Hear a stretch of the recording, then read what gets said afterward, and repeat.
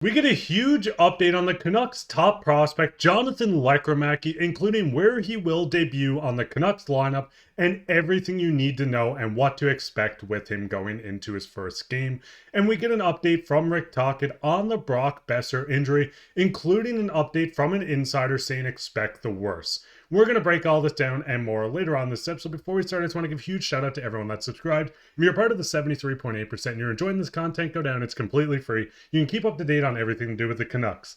Well, let's just hop straight into it in the fact that Jonathan Lekkeriamki, the Vancouver Canucks top prospect, is debuting tonight versus the Calgary Flames. Now, looking at the lines from Daily Faceoffs, we can see that Jonathan Lekkeriamki is set to make his debut on the top line with Pius Suter, JT Miller, and of course, Lekkeriamki being on the right wing. Now, looking at this, in the lineup, it says Dakota Joshua in the bottom left on the fourth line. He is not playing tonight. Rick Tocchet already came out and said this, but we're going to see Baines go into this spot. Now, the biggest thing is with Jonathan Lekkeriamki, this guy has been dominant in every aspect of his game when playing on international ice, playing in the AHL, and we're going to see him finally debut in the NHL. Now, looking at his stats, he was 15th overall pick in 2022. Jonathan Lekkeriamki, just 20 years old, 5'11", 172 pounds. You can go through his stats. We've seen him with Abro HK in the Swedish Hockey League, 19 goals, 12 assists for 31 points, leading his team in goals and being the reason why they made the playoffs. This was against grown men in a professional Swedish Hockey League at such a young age of 19 during the span. We can see him joining the Abbotsford Canucks last season, right at the tail end of it, putting up 1 goal, 1 assist in 2 points in 6 games. The biggest thing with this is going from European ice, which is a bigger ice, to a smaller ice in North America. It did take a while for Jonathan Lekkeriamki to find his footing, and once he did, starting the season off, we've seen him run away with it. 7 games played, 5 goals, 2 assists for 7 points. He missed the first couple of the games of the season due to an injury, but we've seen him come in and absolute dominant, and we do see on the bottom the Vancouver Canucks, where there's no statistics available, but there will be after tonight. And fans, be excited for this because we're going to see one of their prospects that's going to be a core piece for these guys into the future debuting on this team. Now, looking at this, we've seen Rick Tocchet just kind of give advice to Lekkeriamki, and it was short and sweet. The only advice I give him was to be a shooter tonight. Now, with this, if you guys haven't been keeping up on Lekkeriamki at all, being a shooter is something that this kid does. Looking at his shot chart, he shoots from all over the ice. You can see a goal just above the blue line, another one between the blue line and the face-off circle. You can see the hash marks near the net on the left side. He shoots from everywhere. And the reason for this is the fact that he doesn't stop shooting. You can see his shot charts. He shoots from the left boards, the right boards, the point, anywhere he gets the puck. With open space, he's going to put a shot on net. Now, the biggest thing with this is, and a lot of you might look at it and be like, Mark, why does it matter where he shoots from? He keeps everyone guessing. From defenders, from goaltenders, from the other team's forwards. Jonathan Lekkeriamki will shoot from everywhere, which makes him a high danger chance on every part of the ice. He's not a guy that's only going to shoot from the left side circle. We've seen Ovi being elite here on the power play, and by Ovi, he's elite at this in the fact that he's going to be the leading goal scorer of the NHL soon. But Lekkeriamki can score from everywhere, and we see this out of a lot of elite talents. Like I said, Ovi can score from everywhere, but a lot of talent shoots from everywhere just to keep everyone guessing. The goaltender doesn't know where your favorite spot to shoot from is, so they can't anticipate a shot coming from a certain area, as he'll shoot from everywhere. Now, it does get a little more wild when you look at the fact of a draft year +3, the DY +3. So any players drafted playing in their 3rd year in the AHL, so after being drafted, it would be the 3rd year after drafted, playing in the AHL. You can see Jonathan Lekkeriamki's shot attempts per 60 is 30.6. You work your way down this list. Daniel Sprong, who was a Canuck, and we won't touch on this, but Daniel Sprong is second when 2017-2018, when he was averaging 23.2. Cole Caulfield, Tage Thompson, Matt Boldy, you can work your way down this list. There's a lot of elite talent on this list, young guys coming up in the NHL, proving themselves as goal scorers. I mean, Tage Thompson, 21.5. You can see Cole Caulfield just on number 3 at 22.5. Lekkeriamki is almost 8 above every one of these guys. He's shooting at a high pace, almost leading the AHL on shots on goal at this young age. And the biggest thing is we're going to see him on the power play as well.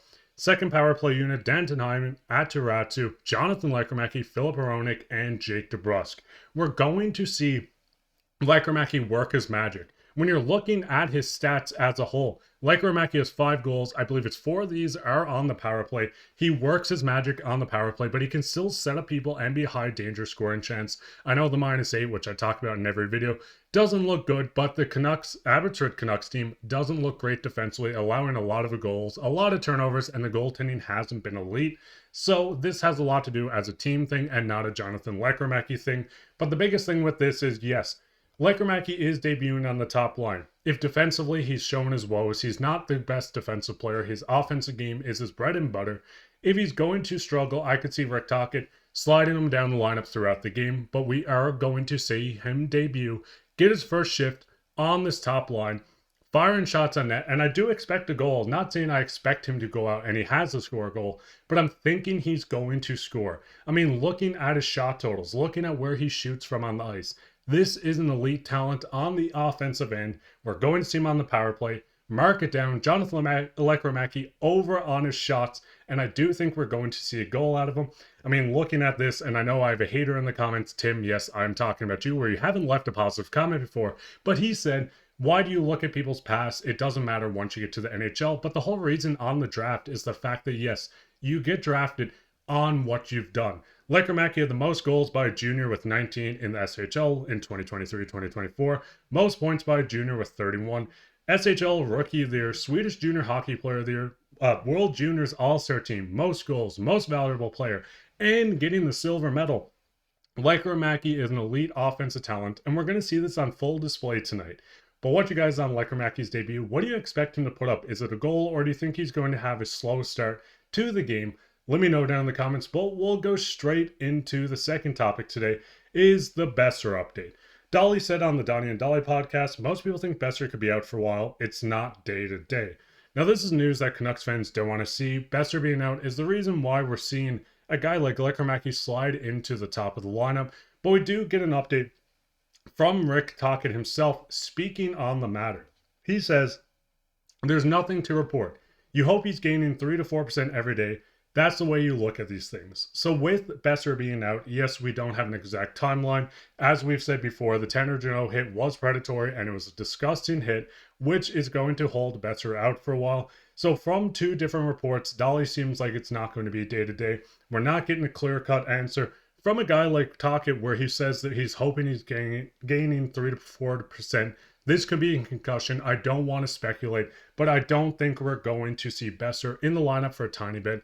But we also do have Dakota Joshua coming back within the next game or 2, which is going to be huge for this Canucks team. But what's your thoughts on the Boeser update? What's your thoughts on Jonathan Lekkeriamki? Let me know down in the comments. And speaking on comments, so we'll get everyone's favorite topic, which is comment of the day. Joseph says, honestly, Shilov's looked solid. Nabby faced a number of long shots and looked solid.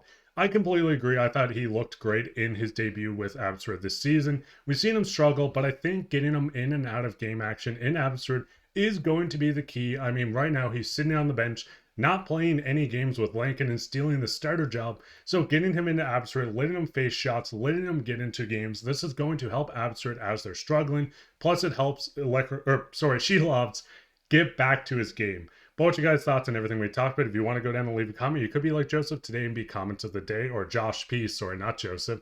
While you're down there, leave a like, subscribe, share this with your friends. We'll be back with another episode, so keep your eyes out for that. But I've been your host, Mark Pye, and take care.